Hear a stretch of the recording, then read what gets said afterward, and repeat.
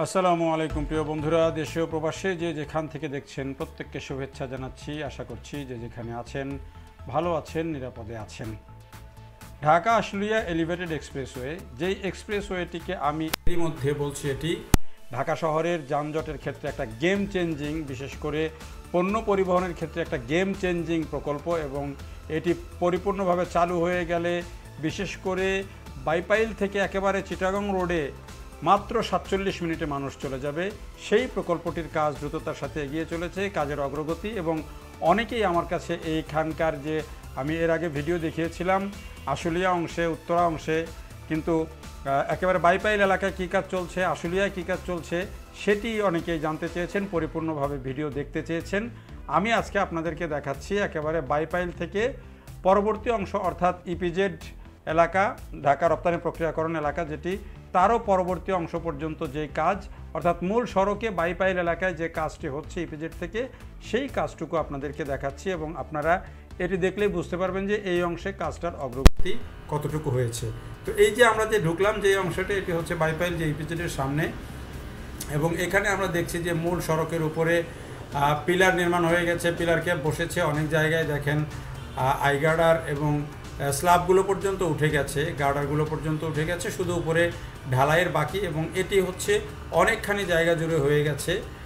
এটি যেই বাইপাইলের পরে এদিক থেকে যেতে, উত্তর দিকে যেতে, বাইপাইলের প্রথম যে একটা ফুটওভার ব্রিজ আছে, এর পর থেকেই কিন্তু কাজটি সামনের দিকে এগিয়েছে, এবং ইপিজেড পার হয়ে গিয়েও কিন্তু অনেকখানি চলেছে।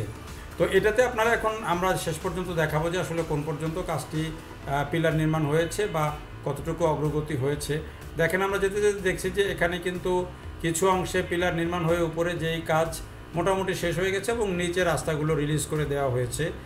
এটি উচিত, কারণ এটি হচ্ছে একেবারে গুরুত্বপূর্ণ একটি সড়ক, খুবই বিজি একটি সড়ক, শিল্প এলাকা, ভারী যানবাহন চলাচল করে, ফলে এখানে যত দ্রুত কাজ করে ফেলা যায় তত মঙ্গল, তত কাজ, এটি হলো রপ্তানির জন্য ভালো, মানুষের চলাচলের জন্য ভালো, কারণ এই ধরনের সড়ক যদি আটকে থাকে তাহলে কিন্তু অনেক বেশি ঝামেলা। তো এই যে আমরা দেখেন আস্তে আস্তে আমরা কিন্তু এই যে ইপিজেড, যেটি সেই ইপিজেডের এলাকায় চলে আসলাম। এটির একটি প্রান্ত ইপিজেডের আশপাশে রাখার অর্থ হচ্ছে যে ঢাকা যে শিল্পাঞ্চল, আশুলিয়া এবং সাভারের যে শিল্পাঞ্চল, সেই শিল্পাঞ্চলকে টার্গেট করেই কিন্তু এই যে এলিভেটেড এক্সপ্রেসওয়েটি, এটি এই দিক থেকে কিন্তু পরিপূর্ণভাবে শুরু হচ্ছে, এবং এটি চিটাগং রোডে, অর্থাৎ বর্তমান যে ঢাকা এলিভেটেড এক্সপ্রেসওয়ে, যেটি বিমানবন্দর থেকে হাতের ঝিল এবং ফার্মগেট পর্যন্ত চালু হয়েছে, এবং পরবর্তীতে অংশে যেটি যাত্রাবাড়ির কুতুবখালী পর্যন্ত যে অংশের নির্মাণ কাজ রেল লাইনের উপর দিয়ে চলছে, এই ঢাকা এলিভেটেড এক্সপ্রেসওয়ে বর্তমান এবং এই ঢাকা আশুলিয়া এলিভেটেড এক্সপ্রেসওয়ে, এই দুটি যখন বিমানবন্দরের সামনে যুক্ত হয়ে যাবে, তখন একসাথে কিন্তু এটি প্রায় ৪৪ কিলোমিটারের একটি এলিভেটেড এক্সপ্রেস হয়ে যাবে। এটি একেবারে এই যে বাইপাইল মানে ইপিজেড এলাকা থেকে, এটি ইপিজেডেরও আরও উত্তর দিকে বলভদ্রিয়া কি ওই এলাকার তারও আরও সামনের থেকে এটি উঠবে গাড়িগুলো, এবং এখান থেকে একেবারে কুতুবখালী গিয়ে একটা এই যে এলিভেটেড এক্সপ্রেসওয়ে দিয়েই কিন্তু চলে যাবে। তখন এই এলাকা থেকে গাড়িগুলো মাত্র ৪৭ থেকে ৫০ মিনিটের মধ্যে কিন্তু যাত্রাবাড়ির কুতুবখালী পর্যন্ত চিটাগং রোডে চলে যাবে। তার মানে আপনি ভাবছেন যে আপনি সাভার বা আশুলিয়া থেকে ৪৫ থেকে ৫০ মিনিটে আপনি চলে যাবেন চিটাগং রোডে, যেটি আপনি এখন কল্পনা করলেও আপনি ভাবতে পারেন না যে এটি কীভাবে সম্ভব, এবং এটি কিন্তু সম্ভব হবে তখন, এবং এটি তখনই সম্ভব হবে যখন এটি পরিপূর্ণভাবে এই দুইটি এলিভেটেড এক্সপ্রেসওয়ে যুক্ত হয়ে যাবে। এবং আসার কথা হচ্ছে যে আমি এই প্রথমবারের মতো এই দিক দিয়ে, অনেক দিন পরে দিক দিয়ে এসে এই ভিডিওটা ধারণ করলাম, এবং এই ভিডিওটা অনেকেই আমার কাছে, যারা আমাদের দর্শক আছেন, তারা অনেকেই জানতে চেয়েছেন যে আসলে ওই অংশের কাজের অগ্রগতি কী। তো সেই অগ্রগতিটা দেখেন, আমি এখানে এসে আজকে নিজেও মুগ্ধ হলাম যে কাজ কিন্তু অনেকখানি অগ্রগতি হয়ে গেছে। এই যে আমরা কিন্তু বলিভদ্র এলাকা যেটিকে বলে, সেই এলাকা পার হয়ে, এটি ইপিজেড পার হয়ে আরও সামনের দিকে প্রায় ১ কিলোমিটার পর্যন্ত চলে এসেছে, এবং এই পর্যন্ত এটি আসছে। অর্থাৎ এইখানে ফ্লাইওভারটি যেখান থেকে শুরু হবে, এক্সপ্রেসওয়ে যেখান থেকে শুরু হবে, সেখানে অবশ্যই একটা বড় স্পেস লাগবে, ফাঁকা স্পেস লাগবে, যেখানে উপরে উঠে টোল প্লাজা হবে, এবং অন্যান্য যে ওঠানামার যে র্যাম্প সেই র্যাম্পগুলো হবে। এবং এই দেখেন আমরা কিন্তু আবার এখন ঘুরে ওই জায়গা থেকে ঘুরে আবার উল্টা দিক দিয়ে ঢাকার দিকে আসতে শুরু করেছি, অর্থাৎ বাইপাইলের দিকে আসছি। এবং এতক্ষণ পশ্চিম দিক দিয়ে চলছিলাম, এখন পূর্ব দিক দিয়ে যাচ্ছি। এবং এখানে কিন্তু দেখেন যেতে যেতে কাজটি কিন্তু আপনাদেরকে দেখাচ্ছি, এই জায়গাটাতে কিন্তু অনেকখানি অগ্রগতি হয়ে গেছে। অর্থাৎ এটি যেহেতু মূল সড়ক, এখানে মাটি টেস্ট করা বা এখানে ভরাট করা এরকম কোনো জরুরত নেই। ফলে এই সড়ক যেহেতু হয়েছে, এক ধরনের সয়েল টেস্ট তো আছেই।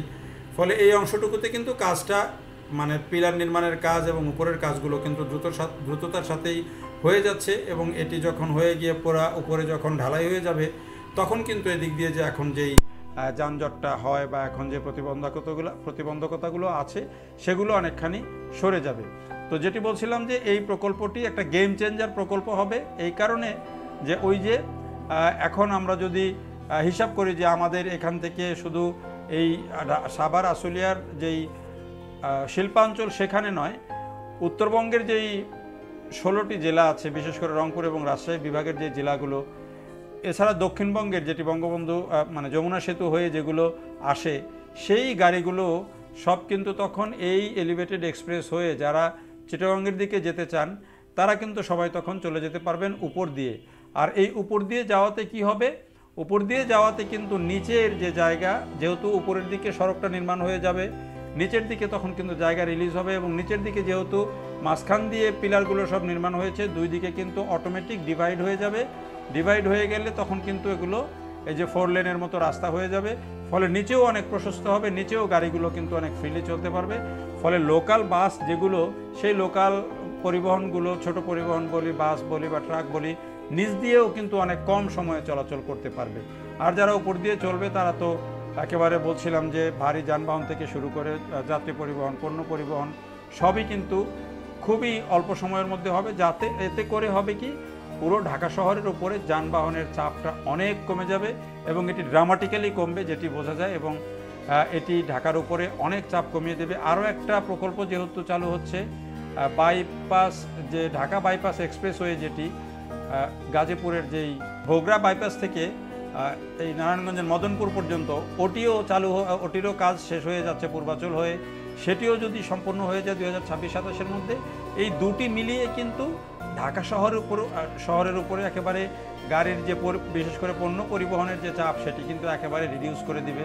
ফলে ঢাকা শহরের রাস্তাঘাটগুলো তখন অনেক বেশি সুবিধা পাবে। এখনকার যে যানজট, সেই যানজটের চিত্র কিন্তু অনেকটাই বদলে যাবে। তাই আমি বলছি যে এই দুটি প্রকল্পের কাজ শেষ হলে এটি একটা বড় ইম্প্যাক্ট ফেলবে ঢাকা শহরের যানজটের উপরে এবং সেটি অনেকখানি মানুষকে স্বস্তি দিবে, এটি নিশ্চিত করে বলা যায়। ফলে এই প্রকল্পগুলো শেষ হয়ে গেলে এগুলোর কিন্তু যে সুবিধা সেটি কিন্তু মানুষ পেতে শুরু করবে। এই প্রকল্পটি চীনা এবং বাংলাদেশের অর্থায়নে হচ্ছে। 2022 সালে এটির নির্মাণ কাজ শুরু হয়েছে, যদিও এটি অনেক আগেই প্রকল্প নেওয়া হয়েছে, কিন্তু এটি 2022-এ নির্মাণ কাজ শুরু হয়েছে। 2026-এর জুন পর্যন্ত প্রকল্পের মেয়াদ আছে। যেভাবে কাজ চলছে প্রায় শেষ হয়ে যাবে আমার ধারণা কাজ, যদি দ্রুতগতিতে হয়। তবে শেষ পর্যন্ত পুরো বছরটা লেগে যায় কিনা এটা একটা দেখার বিষয়। বলতে বলতে আমরা এই যে বাইপাইলে চলে আসলাম। এর পরবর্তী ভিডিওতে আমরা আপনাদেরকে এই যে আশুলিয়ার যে সড়কটা বাইপাইল থেকে যেই আশুলিয়া উত্তরা পর্যন্ত যে অংশ, এই অংশটা আপনাদেরকে পরিপূর্ণভাবে দেখাবো, এখানকার কাজের অবস্থা। যারা এতক্ষণ সঙ্গে ছিলেন সবাইকে অনেক ধন্যবাদ জানিয়ে এই ভিডিও থেকে বিদায় নিচ্ছি। আল্লাহ হাফেজ।